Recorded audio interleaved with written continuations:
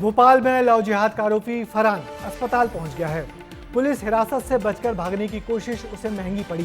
Police ने उसे भागते वक्त पैर में गोली मारी, मगर सरकार के मंत्री विश्वास सारंग ने उसके सीने में गोली मारने की बात कर इस पूरे मामले को एक नया मोड़ दे दिया। सबसे पहले आप सुनिए मंत्री विश्वास सारंग का बयान और उनके बयान पर आई नेता प्रतिपक्ष उमंग सिंगार की ये प्रतिक्रिया। शॉर्ट एनकाउंटर में तो बोलता हूँ पैर में गोली क्यों मारी, छाती पे गोली लगनी थी। लव जिहाद जैसी कुकृत्य को बर्दाश्त नहीं किया जाएगा और यदि स्ट्रक्चर वे में गैंग बनाकर यदि इस तरह की बातें हो रही हैं तो ये बर्दाश्त के बाहर है। निश्चित रूप से ऐसे लोगों को कहीं भी जिंदा रहने का अधिकार ही नहीं है। अगर लव जिहाद वाले को आप सीने की गोली मारने की बात कर रहे हैं तो आदिवासी बच्चियों में जो अत्याचार हो रहा है, बलात्कार हो रहा है, उन्हें कहाँ गोली मारना चाहिए? उनके बारे में तो विश्वास सारंग इनके मंत्री या इनके मुख्यमंत्री ने कुछ कहा नहीं। कई ऐसी घटनाएं प्रदेश में घट रही है, उन पे कहाँ गोली मारना चाहिए? विश्वास सारंग जी बताएं। उधर पुलिस ने चित्रकूट में भी पुलिस पर हमला करने वाले अपराधी अच्छू का इनकाउंटर कर पुलिस की सख्ती का एहसास करा दिया। दोनों मामलों में कैसे हुआ शॉर्ट इनकाउंटर, आप हमारी इस रिपोर्ट में देखिए।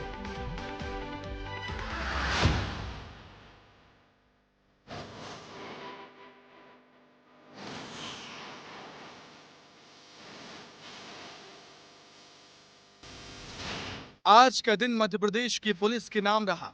पुलिस ने भोपाल और सतना में शॉर्ट एनकाउंटर किया और ये संदेश दे दिया है कि पुलिस से पंगा भारी पड़ सकता है। तो तस्वीरें देखें। भोपाल में लव जिहाद के आरोपी फरहान का शॉर्ट एनकाउंटर हुआ। सतना में हेड कांस्टेबल को गोली मारने वाले आरोपी अच्छू गौतम पर भी फायरिंग हुई। राजधानी भोपाल में लव जिहाद का मामला काफी तूल पकड़ चुका है।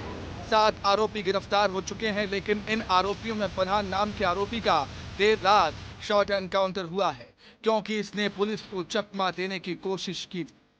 निजी कॉलेज की छात्राओं से दुष्कर्म मामले का जो मुख्य आरोपी है फरहान, उसका शॉर्ट एनकाउंटर हुआ है। देखिए यहाँ पर वो खोखा है जिसको जब बीच बचाव में ये कहा गया चूमा झटकी हुई, गोली चली है और यहाँ पर ये फायर हुआ है। और यहाँ पर एक और चीज़ सबसे बड़ी बात ये है कि अब तक फरहान को जिस तरीके से उसने लड़कियों को अपने जाल में फंसाया, खास करके हिंदू लड़कियों को, उसको अपने इस पूरे कृत्य पर कहीं कोई शर्मिंदगी नहीं है।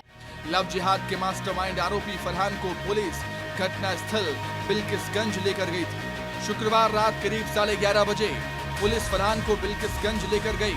टॉयलेट के लिए रातीबड़ में पुलिस की गाड़ी रुकी। फरहान गाड़ी से उतरा, भागने की कोशिश की। ऑन ड्यूटी सब इंस्पेक्टर से पिस्टल छीनने की कोशिश की। ऐसे में अब आरोपी फरहान की मुश्किलें और बढ़ चुकी हैं क्योंकि उस पर हत्या की कोशिश का भी मामला दर्ज हो चुका है। तो आवश्यक साक्ष्य संकलन के लिए और फरार आरोपी के बारे में जानकारी जुटाने के लिए हमारी टीम रवाना हुई थी।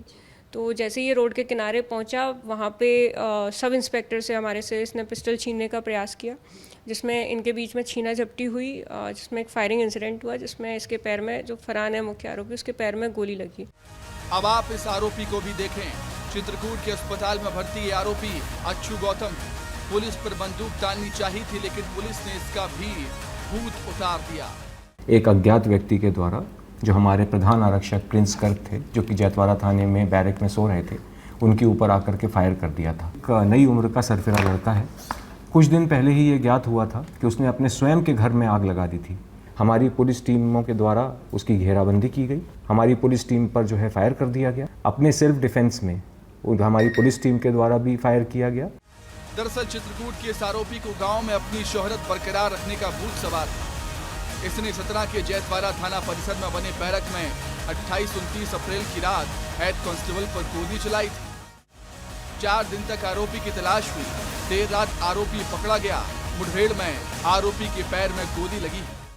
चित्रकूट के आरोपी अच्छू गौतम को दहशत फैलाने की सनक थी। वहीं भोपाल के लव जिहाद के आरोपी को युवतियों को ब्लैकमेल करने की सनक थी। दोनों ही आरोपी पुलिस की गिरफ्त में हैं। 24 घंटे में हुए 2 एनकाउंटर ये संदेश देने के लिए काफी हैं कि आरोपी का गुनाह छोटा हो या बड़ा, बख्शा तो किसी भी कीमत पर नहीं जाएगा। ब्यूरो रिपोर्ट, विस्तार न्यूज।